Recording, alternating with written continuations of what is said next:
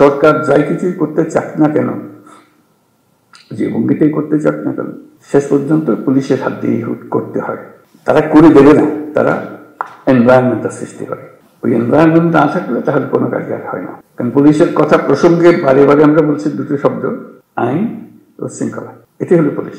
কাজে ওই পুলিশের হাতেই এটাকে এক্সিকিউট করা, এটাকে এই পরিবেশ সৃষ্টি করা, আইনের পরিবেশ সৃষ্টি করা। আইন যদি না থাকলো তাহলে সরকারও কি, গণতন্ত্র কি, অধিকার কি, মানুষ নাগরিকদের কি, কিছুই থাকে না।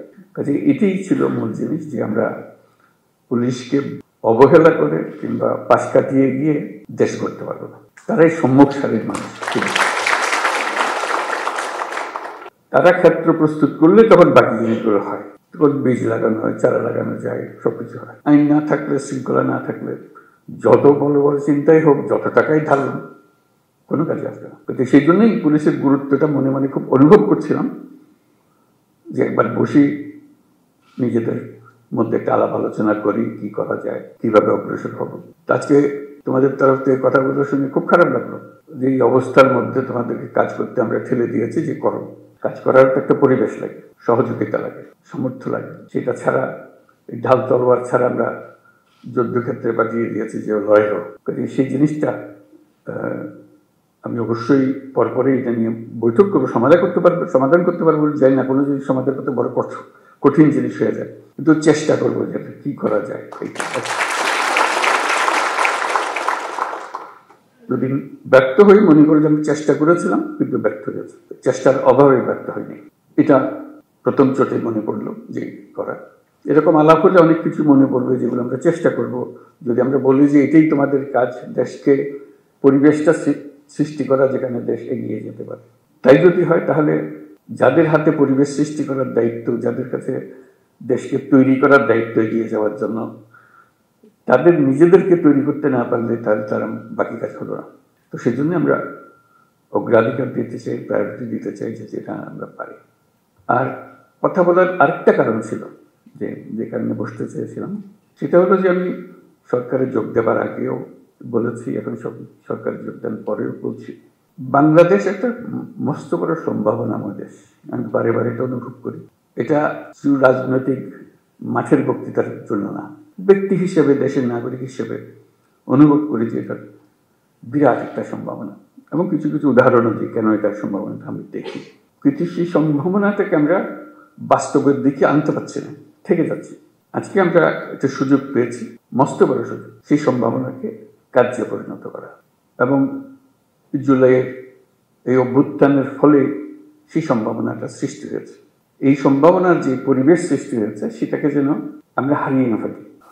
এখন আমাদের যেটা শপথ নিতে হবে, দুটো সিদ্ধান্ত নিতে হবে, যে মানুষকে আমরা বাধা দেব না, তার পথকে আমরা সহজ করব, তার পাশে থাকবো।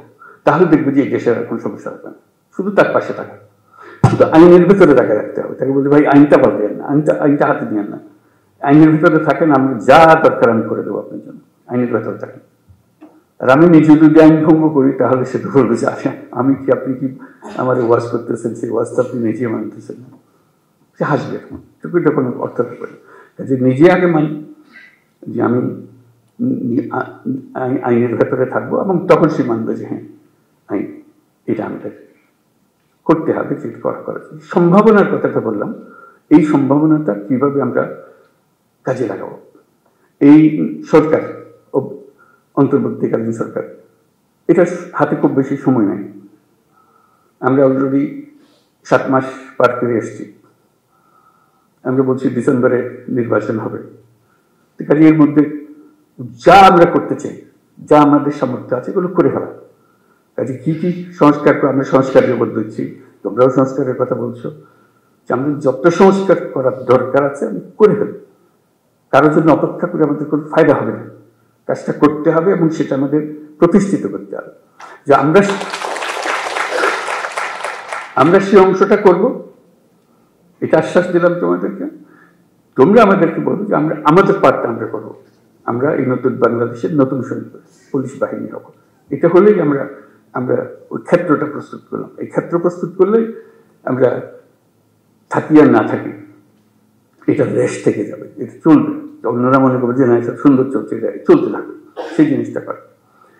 যেহেতু নির্বাচন আসছে, নানা রকমের সমস্যা হবে, নানা রকম চাপ আসবে, তবে ডেসপারেট হয়ে যাবে, আমার ক্যান্ডিডেট জেতাতে হবে, ওর ক্যান্ডিডেটকে জেতাতে হবে।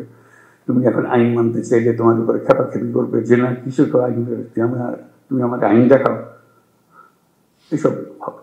আমাদের সেখানে শক্ত থাকতে হবে, আইনের ভেতরে থাকতে হবে, যাতে করে যে সরকার নির্বাচিত হয়ে আসবে সে সরকার আইনের সরকার যেন হয়, আইনের মারফতে যে এসছে। যে আইন ভেঙে ভেঙে এসছে সে সরকার কোনোদিন আইন রাখতে পারবে না, কারণ সে ভাঙারই অভ্যাসটা।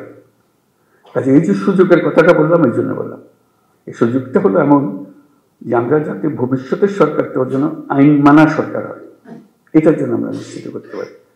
সেটারও দায়িত্ব তোমাদের হাতে, যেহেতু নির্বাচনটা তোমাদের হাত দিয়ে হবে।